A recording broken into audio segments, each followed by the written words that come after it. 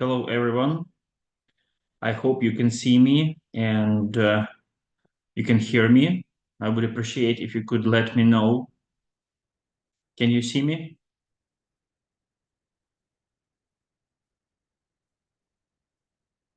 Please let me know if you can hear me and Yes, you good, are visible. good. Nice to meet you, everyone. This is the um last but not the least biweekly this year. And we would like to, first of all, remind you that biweekly for the World to Rebuild Rural Ukraine is meant to provide update on the war, on the situation in the villages and agricultural production, and a report on our accomplishment as the from the standpoint of reconstruction and helping the small family farms who we find to be the least protected in this war. Frankly speaking, preparing for this session, I still cannot calm down after what happened, not from the standpoint of that it was scary, rather from standpoint how Russians are reacting. The civilians, the Russians who have seen on the news that they are terrorist military units, their airplanes have successfully killed 18 Ukrainians this night. And I will show you the screenshots from their channels, Telegram channels, and other social media. Remember that we, the Ukrainians, we understand Russian language and we know what they think and how they treat us. Why? This question remains open. So let's start with the presentation that me and my team have prepared for you today with all the above mentioned facts regarding the war, the rural Ukraine, and our accomplishments. So today is December 29. Actually, this is here, it should be 29th of December 2023. This is our team of people who work who partner with World to Rebuild Rural Ukraine and have the same goal to help people who are left by themselves without home, without opportunity to proceed farming and to continue their lives. Majority of what we do is totally volunteer efforts with no money or no fees covered, just the fees that we need to pay for the domains and for the times of specialists who we hire on a regular basis. So the effectiveness of our program speaks for itself, and we will talk about that too. So last fall, I have spent a lot of time traveling in United States of America and Europe, and I can confirm that the world is tired of the war, Russian-Ukrainian war. Your headlines, your magazines, your covers of newspapers do not mention Ukraine, as if the situation has been fixed in Ukraine or as if the war has been over. In fact, none of these things happened. The war continues the same aggressive way as it was continuing 1 year ago. And today's terrorist attack towards Ukrainian civilian objects, including military objects as well, has proven that. So I just want to remind everyone in the West who can make the difference that we here are putting our lives in order to protect our families, to protect our land, to protect our nation, but also to protect the dominance of law worldwide, to protect the names of the institutions like United Nations, NATO, and so on, who fight for the same ideology that we do here, and who are supporting us. We are very grateful for that, but it looks like there is much more that needs to be done. So December 26th, we have successfully sunken the next uh, Russian ship with the missiles that nobody speaks about. Some sources say that these missiles were produced in Ukraine. Yes, indeed, we have very powerful military industry, and it can produce very at least the same strength and as Russian as the ones that Russia has, missiles and military units, tanks, armored vehicles, artillery units, and so on. Yes, we've been too slow with that. This is the question that we will be asking our government. Why weren't we prepared? But our potential is being revived right now, and it looks like we are building a weapon ourselves. But we don't know that for sure. The ship that has been sunken makes up to 30% of Russian fleet that has been destroyed by Ukraine that has no fleet at all. Of course, this is a success, and that success led to some benefits, not only for Ukraine, but for the countries that buy Ukrainian grains. But again, we'll talk about it a little bit later. So it was a success, and we were kind of in euphoria couple of last days since 26th of December. Unfortunately, Russia has also started to produce weapons, and their cooperation with Iran has been developed to the fact that Iranian drones, uh, the final putting together stage is done in Russia, and they can send these relatively cheap units very massively towards Ukraine. Of course, we have also developed a fleet of pickups and of the uh, machine guns settled in those pickups to fight the drones, but still, it's very rarely that we hit 100% of them. December 26th, there was one that flew into the building in Kiev, and I must say this is the building close to my children's school, and their schoolmate were just on the other side of the same story that the drone hit. So the drone hit on one side, and the apartment of the schoolmate of my kids was on the other side. And the child was so shocked that it took a couple of minutes to bring her to understanding where she is and what happened. Civilians.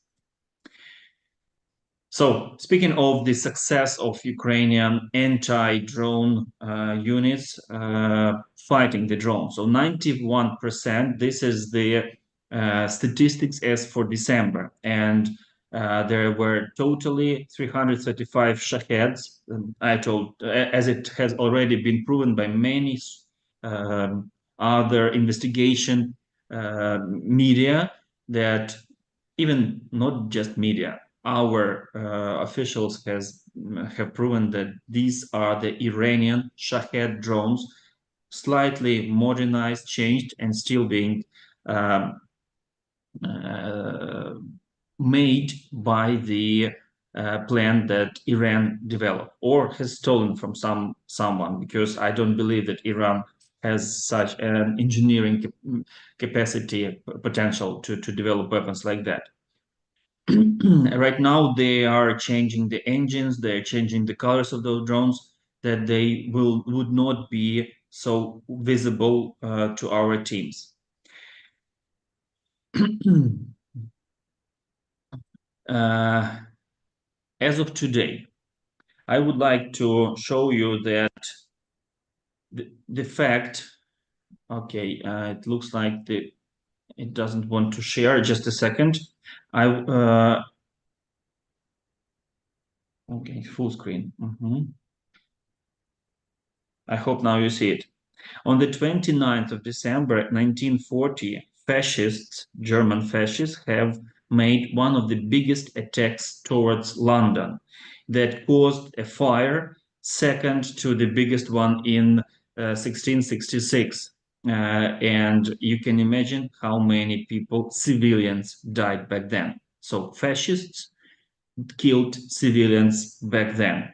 Now, Russian fascists have done the same. As we all know, Russia likes dates. They like to devote their attacks to some dates like October, like birthday of the chief terrorist Putin, or some day of Russia, or some Soviet celebrations. They always try to, or for example, Ukrainian holidays, they like to ruin them by making these massive attacks. So today, we had no idea why have they chosen 29th of December. It's neither the Christmas, nor the political, nor the cultural holiday, nor for us, nor for them.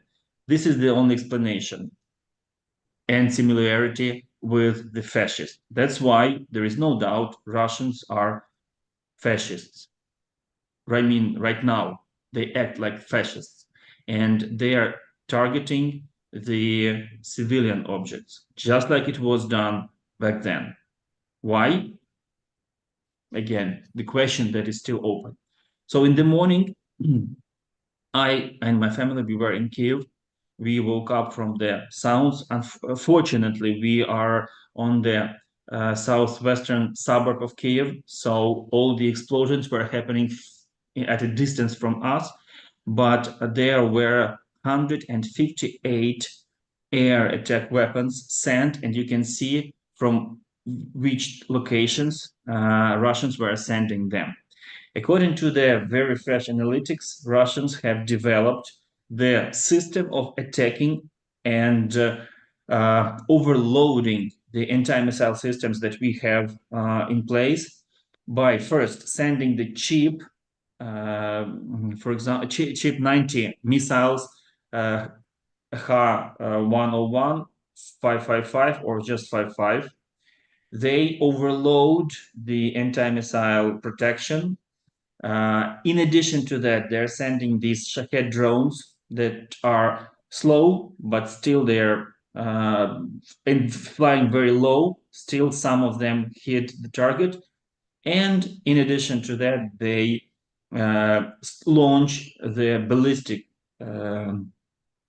Kinjals, ballistic missiles, and these Iskander ones that are not that do not shoot with the long distances. However, the cities like Kharkiv, Zaporizhia, Odessa, they are at a threat from these missiles. And of course, the missiles Ha-22 and 32. These are another type of ballistic missiles that, unfortunately, according to our officials, Ignat, he's just made an assumption that Russia has developed this program of attacking, hoping, and this time it has been proven that missiles like Ha-22 or 32 will not be intercepted, and having our system, anti-missile system, overloaded, these rockets will hit the targets. Today, at least 5 of them, but here says 8. The statistics is still not fixed. 100% of these rockets, these missiles, hit the objects. Most likely those objects were military ones. Unfortunately, Russia has succeeded in their attack. All the rest of the missiles, all the debris that also hit even Polish territory, they were terrorizing civilians. And as I promised you, I want to show you that what Russian people are thinking about this attack. So you can see that you've heard that the medical institutions, the birth where the infants are being held, where the mothers give birth to children in Dnipro, badly suffered from this missile. And they said beautiful attack hit this clinics, the birth giving clinics. Uh, they said, is this the debris or the deliberate attack? So it was a target. If it was a target, then it is a good one. So way to go. You see, the average people in Russia are being happy to the fact that the children, the infants, and the mothers are dying in the hospitals because of their attacks. Why can they have so much hatred towards us? And we've been attacked by them many times.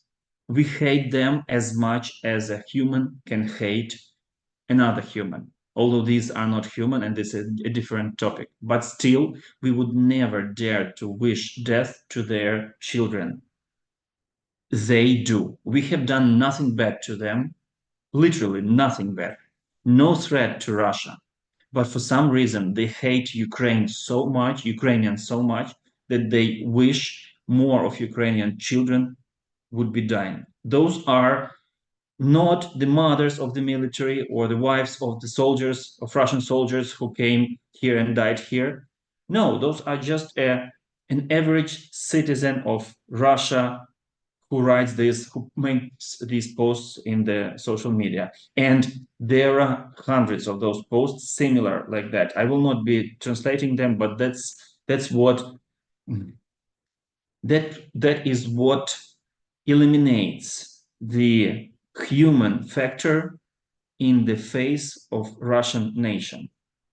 And that is why very often we call them orcs. They have no humanity in heart, in mind, when they treat us or the West. Just hatred, like zombies. And meanwhile, they claim that they believe in God. The question arises, which God? Now, we will live through that. And here are the next facts that prove that Ukraine will survive. By the way, one of the, so to say, unfortunately, I will not find this video, but there was a case when in Kiev, after the debris fell onto one of the cars, the owner of that car, while it was burning, drove it away from the parking lot. He got hurt himself, his face was burned down, but still he wanted to rescue the other cars. I think you will see this in the news later. I just found this video while I was preparing for the session. So Ukrainians are resilient. Disregarding of losing this small battle, we will win. There have been too many cases where we've proven that Ukrainians survive Russia. We are stronger than Russia, Russians or Moscovians. It's more correct to say that they are Moscovians. That's why, with your help, even without, but I hope the help will come, we will make sure that the law dominates here. The villains will be punished. The terrorists will be jailed for the rest of their days. And all the other terrorist countries will learn the lesson that nobody goes over the law. Force is not higher than the law. This is what we are fighting for. Disregarding of whoever is saying. There has been a document, there has been a law when Ukraine was admitted by all the other countries in the world, 1991, in the borders with our currency, with our language. Full stop. Nothing else digging back into history can be an argument or the fact to disregard this 1991 admittance of our country. Russia is going against the law, against the agreements that were made after World War II. They want to change the borders. They want the Air Force to be considered as something above the law. That must be stopped. No other arguments, even if they are partially true, for example, that a lot of Ukrainians don't want to go to the army, or, for example, there are cases that the money has not been used very effectively as they were supposed to be used. Every country has that. Unfortunately, we are not ideal, but none of these facts can stand over the fact that Russia is causing genocide over Ukraine. They want to take over our country, and we know what they will do with us, with people who are patriots. It must be stopped. Now let's go to agricultural topics. As of December 27, Ukraine exported almost 17.5 million metric tons of grains to the countries which need our grain. And year before, it was 22 over the whole marketing year. Almost 4.5 million metric tons were shipped only in December. This is when our sea corridor has shown the highest result. We've made all Russian terrorist fleet go away from these waters, and we've assured that the grain cargo ships can come, get loaded, and take the grain to the countries where it must be shipped. And Russia cannot do anything about that. So this is another victory. Of course, a small battle, but still very important one, because Russia uses agricultural sector, agricultural commodities, production of commodities as one of the leverages to influence the West, oil and grain. So you can see the details of the crops that have been shipped, exported, and corn is, of course, the biggest volume-wise crop. By the way, last week I went to the central Ukraine,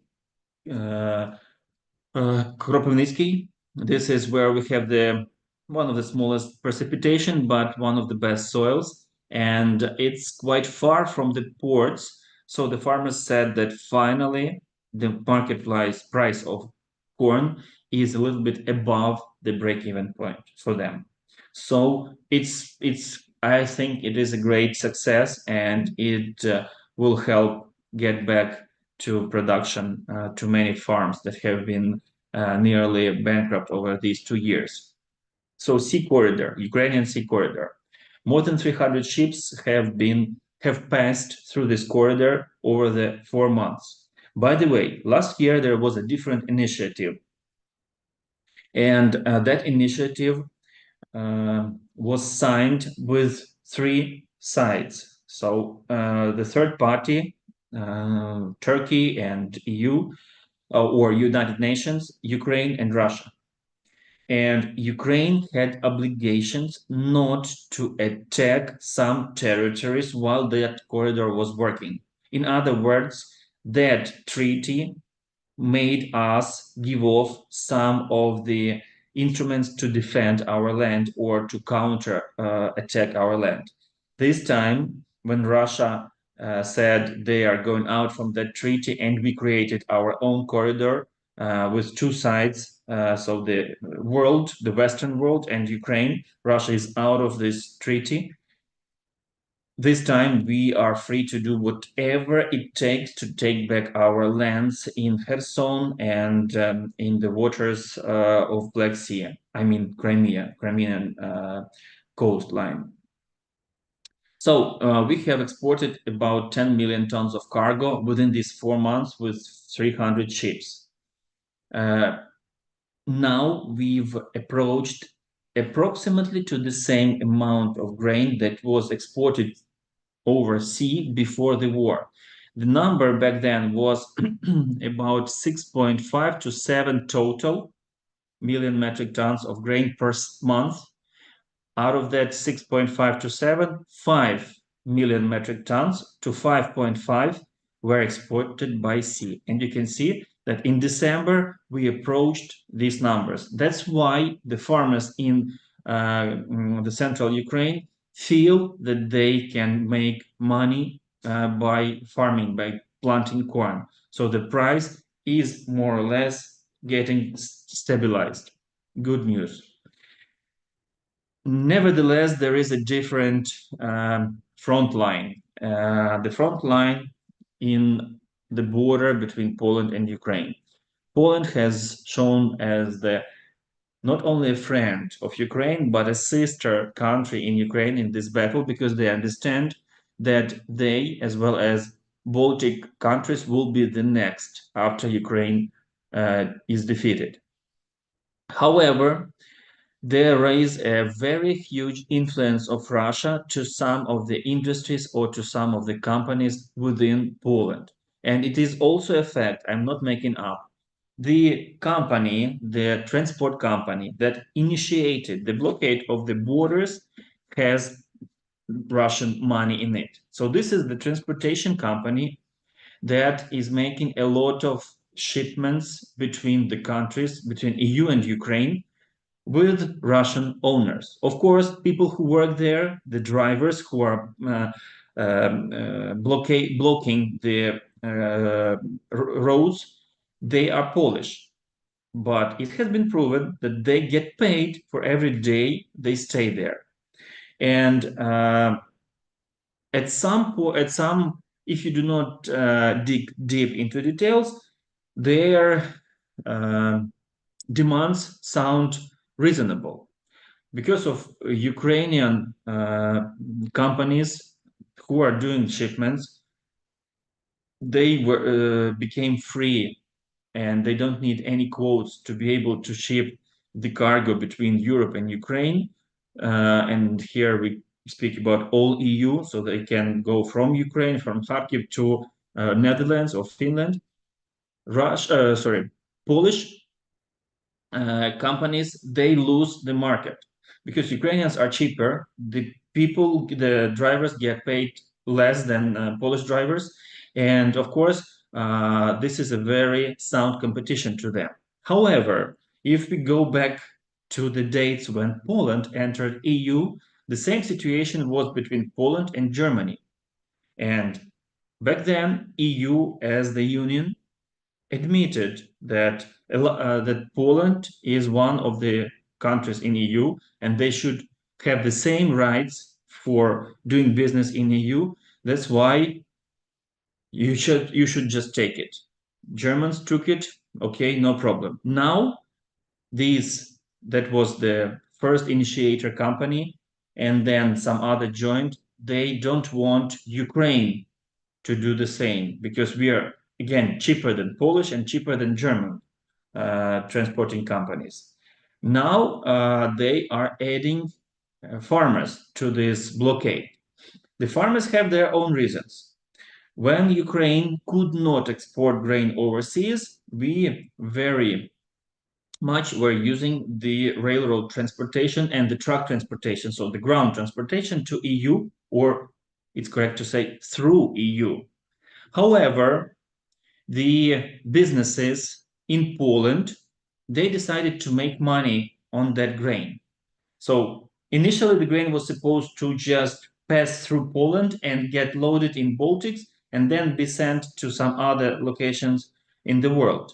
However, these businesses were purchasing cheap Ukrainian grain, loading them in the storages in Poland. Thus, the total price, the general price in the country for these commodities went down. And of course, the farmers got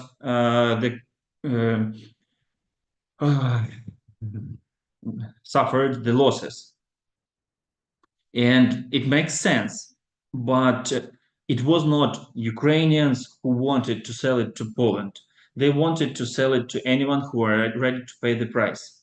Initial plan was to take it further, but if there is a buyer closer, why not? This is a free market. That's why, again, to this blockade, farmers have their own claims and they are adding up. As a result, even although they have been saying that military trucks and military cargoes can pass without any slowdowns. But yesterday I talked with the military, with my very close, he is my cousin, and he serves near Orihil. He said that for at least 2 weeks there was a pause in supply of artillery ammunition because of these blockades. So, in other words, it is affecting. And Russia is succeeding to cause troubles to Ukrainian counteroffensive and even defensive military actions because of this, at first glance, purely economical conflict. That's why this is another thing that should be fixed. And thank God right now, during the holidays, the trucks have started to move more quickly, but still the blockade is active. Harvest of 2023. The total amount of grains collected, of crops collected in Ukraine is 80 million tons. You are aware probably that the best year from the standpoint of production was right before the full-scale invasion, which was 2021. Back then, we produced around 95 million metric tons of grains.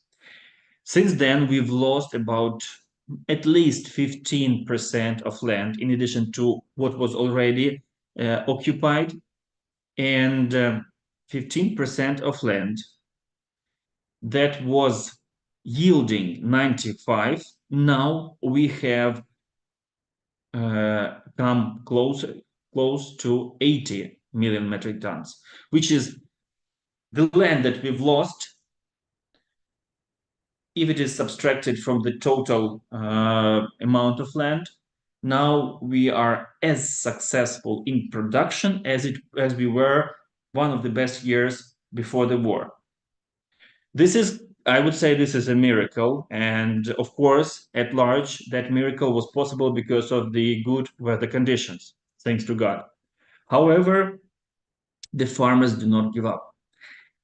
Having no access, hardly any access to their finances, having hardly any access to marketing their commodities, having hardly any access to labor, because at least 30%, this is the best scenario, of their employees were taken to the war, and having no discounts to the inputs, they still managed to produce as much as they produced from the per hectare before, in one of the best years before the war. You can see the breakdown on crops that were produced, but I think it is a success story for Ukrainian farmers. Of course, it has economical drawbacks because with limited shipping opportunities, this much of grain will lower the prices for commodities in the internal market. And that's why our Ministry of Agricultural Affairs said this is the issue. On one side, we have a lot of commodities grown, produced, but on the other side, the profitability of those commodities is not the best. In fact, the year is worse than the year before.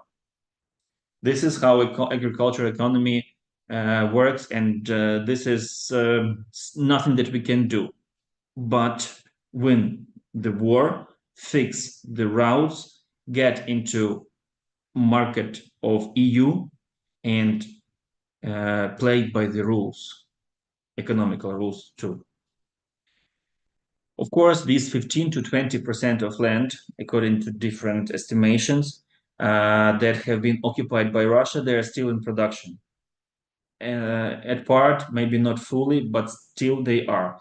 And I know that NASA has also estimated the production, but our media resource, Latifundist, one of the biggest agricultural media holdings, they have estimated that approximately 6.4 million metric tons of wheat and 1.5 million metric tons of sunflower were produced in those territories. In addition to that, being in close proximity to the front line, about 7% of Ukraine's agricultural lands have been just left without any production, fallow, for the reason of safety. We've seen too many cases that tractor drivers or combine drivers got exploded on the mines or from the artillery, so they just decided to wait so far.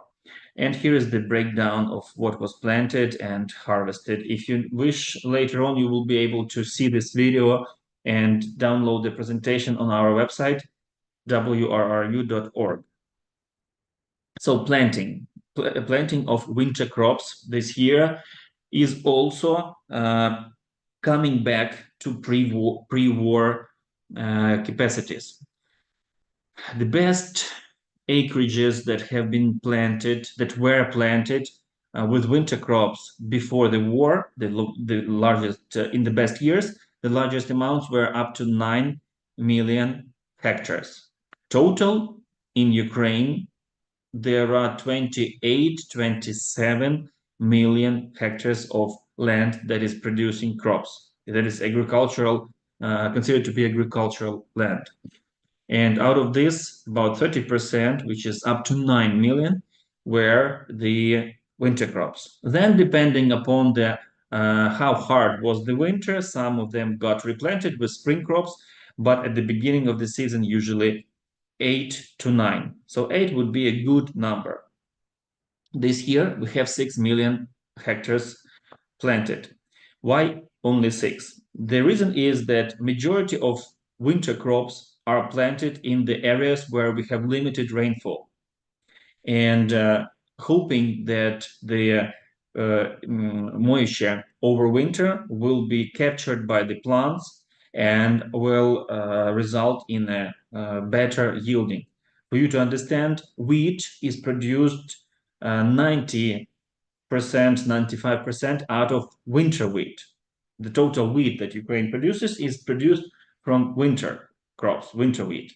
The same for winter barley, winter canola. So only 6 million hectares is because majority of the dry lands are the south and east. We still have some in Odessa Oblast, some in central regions, but Zaporizhia, Donetsk, Luhansk, those were the predominant producers of winter crops and sunflower. Sunflower is very resilient to drought because it has long, deep roots, and they can, the plants of sunflower can capture water from down beneath. This is pretty much what I wanted to say about the industry of agriculture, how we are tackling. You got the general understanding that we are the agricultural country. We never give up agricultural production, and we will be producing even under the, at first glance, impossible conditions. And that's why this is one more proof of resilience of Ukrainians. But there are much more. So, speaking of the World to Rebuild Rural Ukraine, just to remind you, this initiative started in April 2022 when we talked to the person whose house was destroyed and whose whole family had no place, had to search for a place to live. And before the war, they had just started to do some production. Their family got together, the new generation, the grandson came back, and the production started, but then came Russians and destroyed everything. So we decided to focus on the people on the small family farms who make up huge amounts. They farm up to 30% of land in Ukraine, and their involvement in the total production of commodities cannot be neglected. That's one of the many reasons, after the main reason, they are human beings and they do not deserve to be left outside for no reason. We are focusing on them. So within that time, starting from April 2022, we've been able to raise 92, almost 93 thousands of dollars.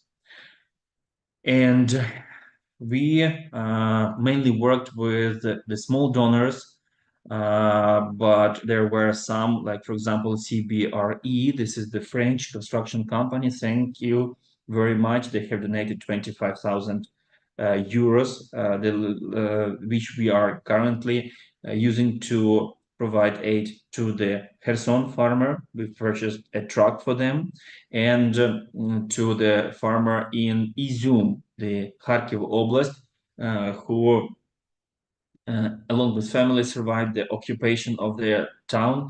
But the last day before it was deoccupied, Russian tank hit the house and a detached barn and destroyed everything because it was full of ammunition. So we are trying to find the most optimum way for him to get back, to get the place to live. Here are some of the examples of our achievements. That was the first farmer who, when we had hardly any money on our accounts, we successfully found this tractor from another farmer in our network and brought it to him. Now we are working with Alexander. We've soil sampled his fields, analyzed it in American laboratory, and the consultant Alan Perry is helping Alexander be more effective in the production of vegetables. This is the second, one of the next aid recipients, the lady who lost all her chicken, swine, and only the dairy cows, 8 dairy cows were in the pasture when the missile hit their barn, for some reason twice. So the barn with animals got destroyed and the house got shredded with the parts of the explosions, and it was not suitable for living. So we built a house that had this detachment for handling the milk, and another good people built a barn for the animals. Ala Kokosha, they are the family with two children, with two boys, and they have lost everything, including the basement. They're in close proximity to Kiev, and Russians came and were just playing war by shooting down the houses in their neighborhood. So everything was destroyed, and we successfully built them a house for the family.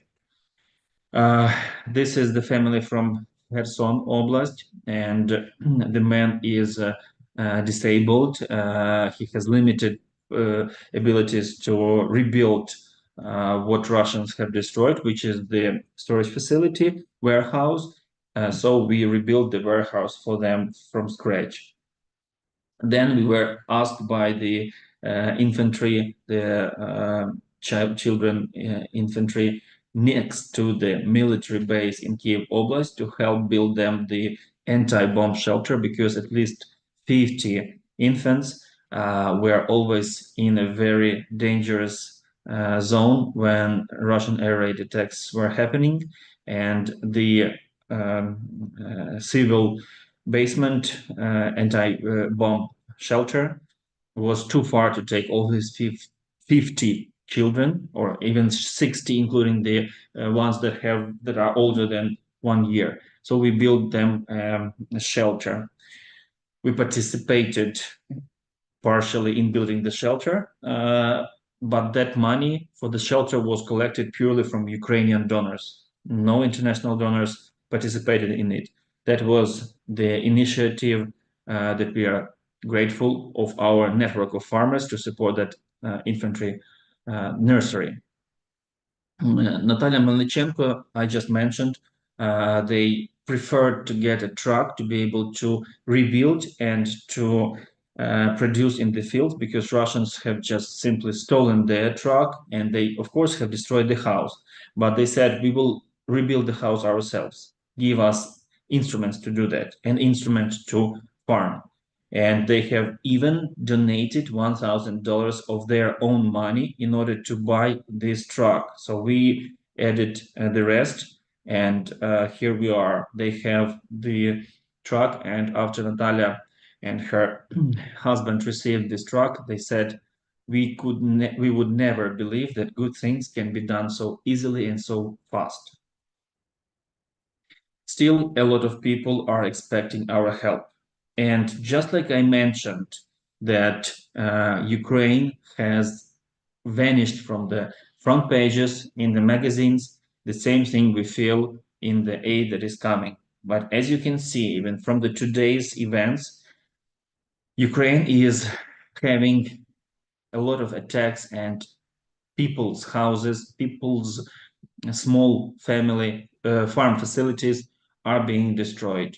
Civil objects are being destroyed every day. Their villages are torn down till the basement with no house surviving.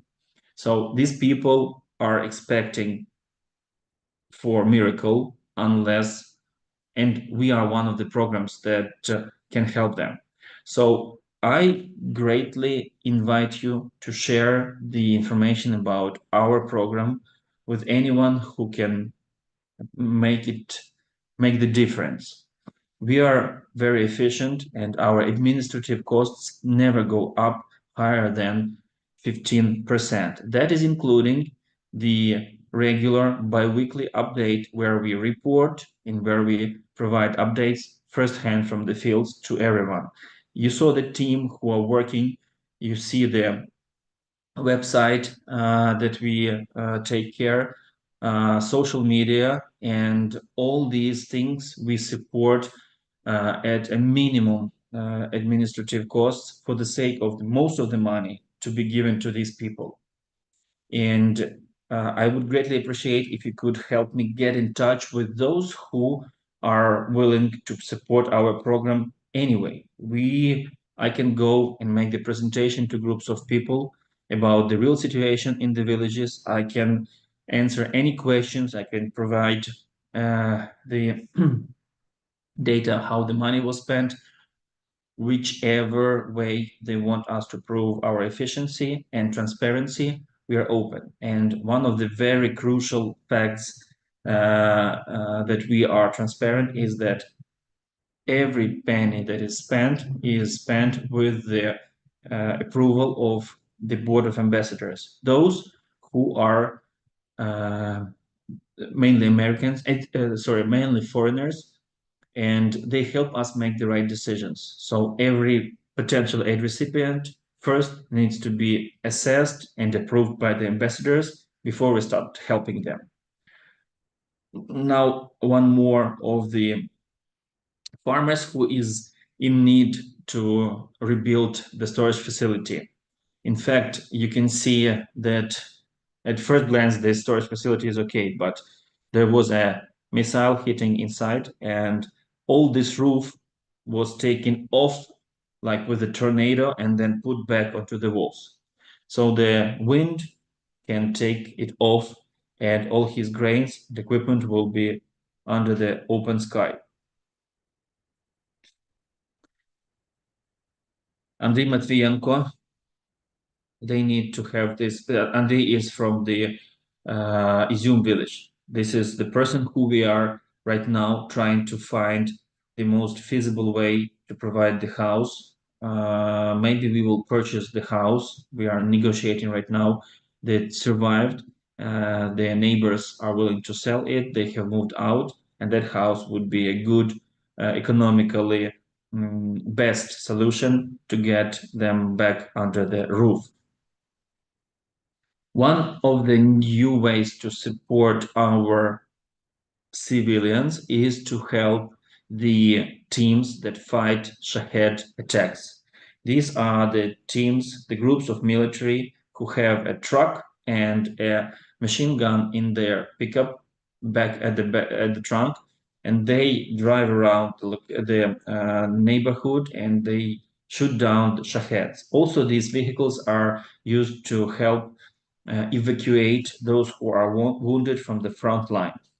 There is never too much of them. And we, the team of Travelite Agro and our partners, are willing to cover the transportation costs from the United States to Ukraine if there are farmers who are willing to donate their old, very old trucks, but still running. This is all what we need. We need a truck that is able to, and that is durable and that is still able to run. We would take care of it being delivered to the military, and you will get the report.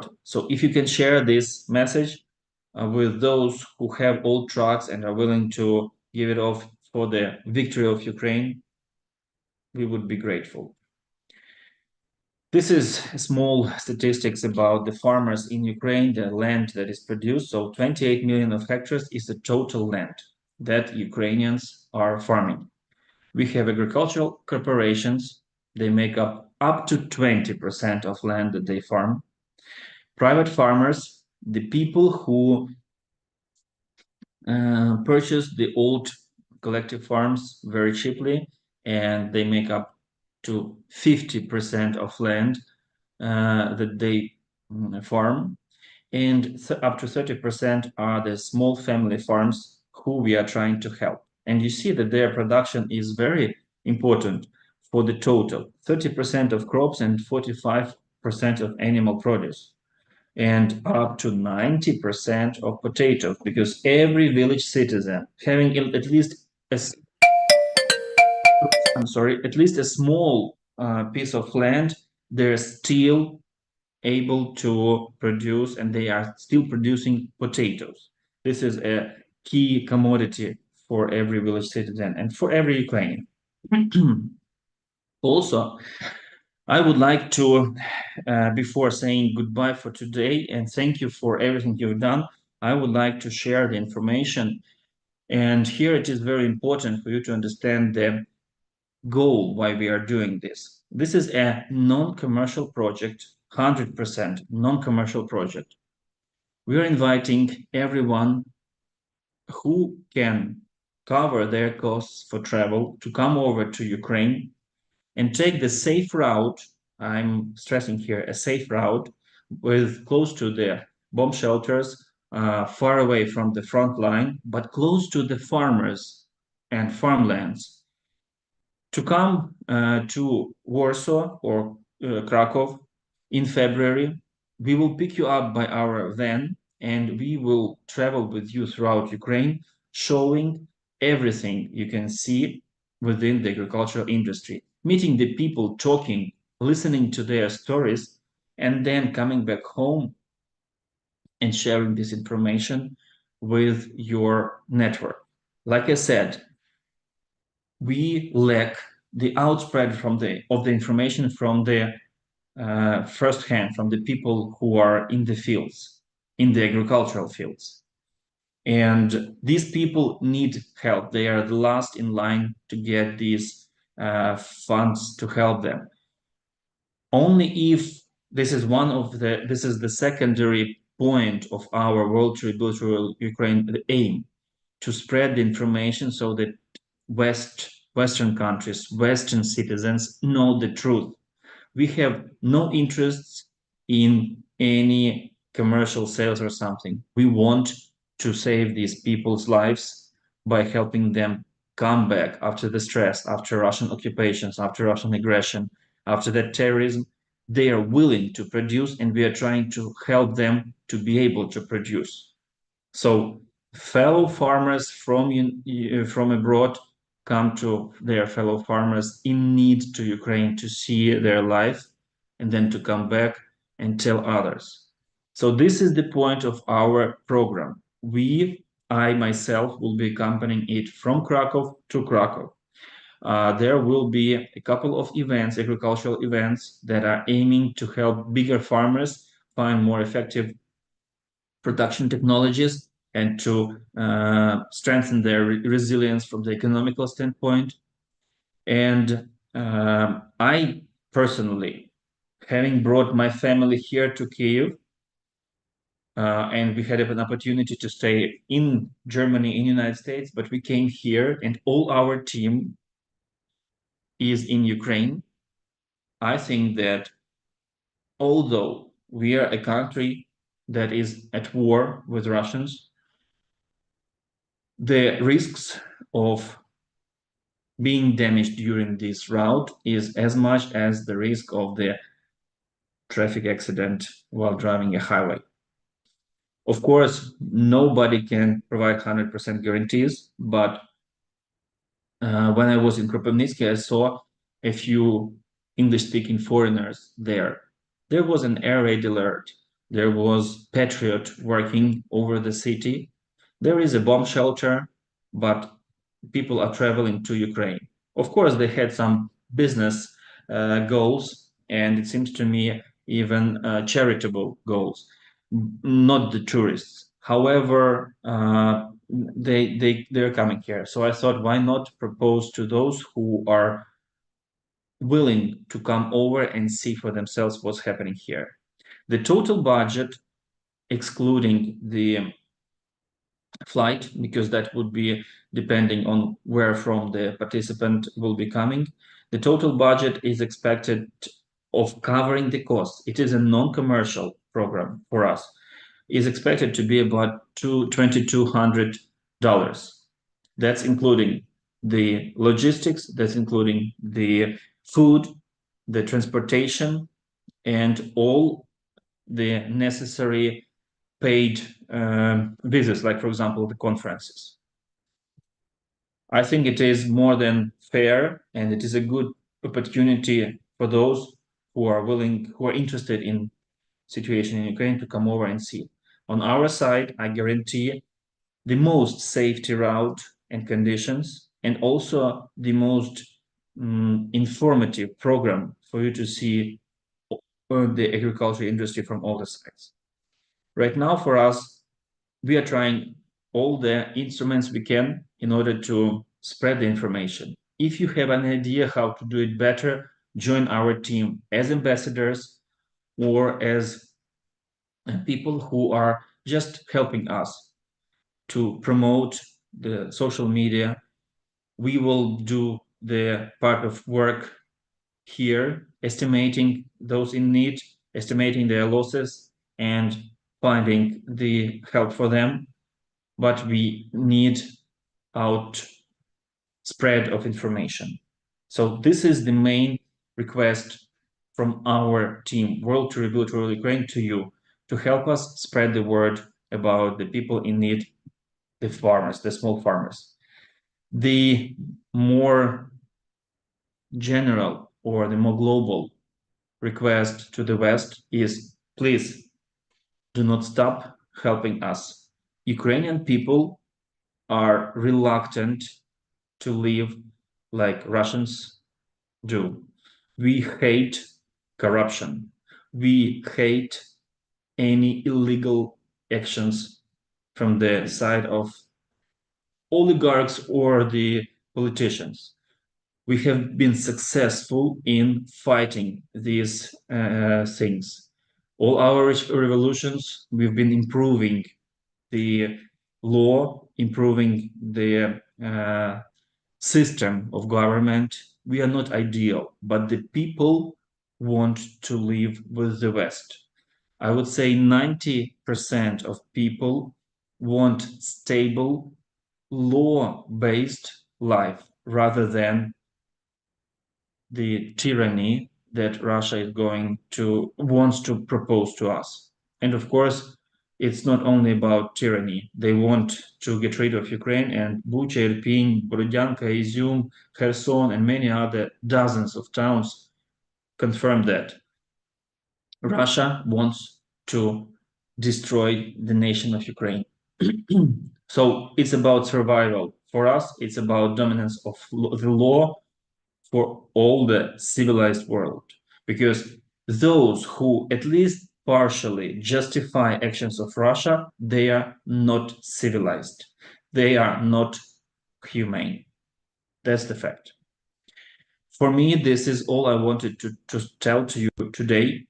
And please visit our website, WRRU.org. There is more information about ambassadors who, like I mentioned, make sure that we spend the money transparently, about our current projects, about the news, about our fulfilled projects, the report on what was done, and of course, the bi-weekly reports on the agricultural production. We have never missed a single one since the beginning. Sometimes it's live, sometimes it is sent out in PDF. This is the way to spread the information that we find right now most effective for us. If you have any questions, please go ahead. Other than that, Happy New Year, and may the year of 2024 bring justice. We do not want to curse anyone or to wish any bad things to other people. However, we want justice. The ones who are terrorists must be in jail, must be stopped. The ones who are victims must be helped as much as it can be done. Of course, the stress and the losses will never be forgotten, but we are ready to rebuild. Thank you, everyone. Thank you, all the good people, and see you in the next year. Happy New Year. Szczęśliwego Nowego Roku. Thank you. Thank you very much. Happy New Year. Thank you. Happy New Year and keep healthy. We talk together in the new year.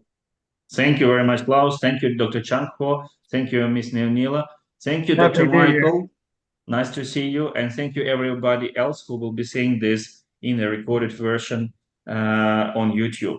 I hope to be in touch with all of you next year and for us to be more effective in